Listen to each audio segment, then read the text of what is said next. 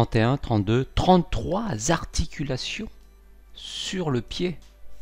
Alors en général, ces fameuses 33 articulations, quel casse-tête quand même que la nature nous fournit là. Ces articulations eh bien, ont perdu toute mobilité. Souvenez-vous, toute fonction du corps qu'on n'utilise plus eh bien, tend à se détériorer.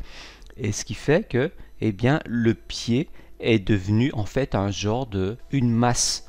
Le pied est devenu une masse compacte comme une truelle, alors qu'à la base c'est un système hyper souple, hyper flexible qui peut eh bien, se contorsionner dans toutes les directions, qui est capable justement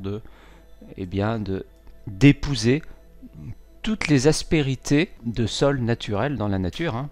Alors ce qui se passe, c'est que le fait de marcher tout le temps sur des trottoirs et sur du béton, dans des chaussures qui en plus eh bien, recompactent, hein, vous savez que ça compacte surtout les orteils, quoi. Les orteils sont devenus complètement collés les uns aux autres, ainsi que toutes les orteils, les phalanges.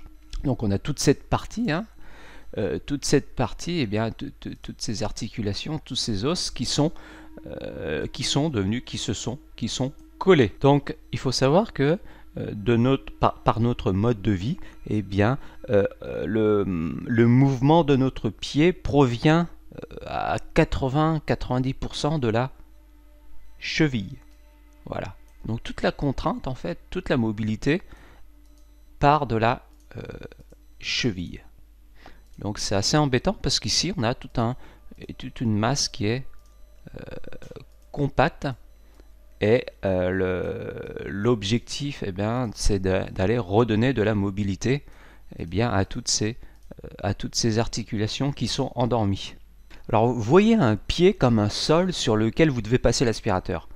Vous n'allez pas seulement passer l'aspirateur sur les bords, seulement sur les bords ou sur une seule ligne. Non. Donc vous passez en fait l'aspirateur, la balle partout sur la voûte plantaire. C'est très très important. Faire de petits mouvements à la fois, et ce que je vous dis, veillez à stimuler chaque articulation en appliquant une pression différente sur les différentes articulations en fonction eh bien, de votre sensibilité.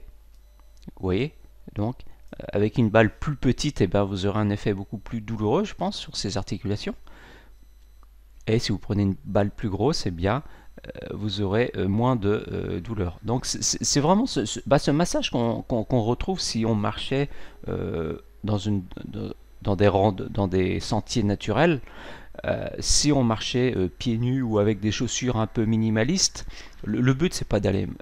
Forcément, le but c'est pas dans cette formation de marcher pieds nus tout de suite parce que vous vous abîmeriez le pied et vous auriez des blessures parce que comme on a vu tout est ankylosé, atrophié. Mais le massage de la balle sous le pied, c'est très connu, et bien ça permet déjà de réhabituer tout doucement le pied à la marche naturelle, physiologique.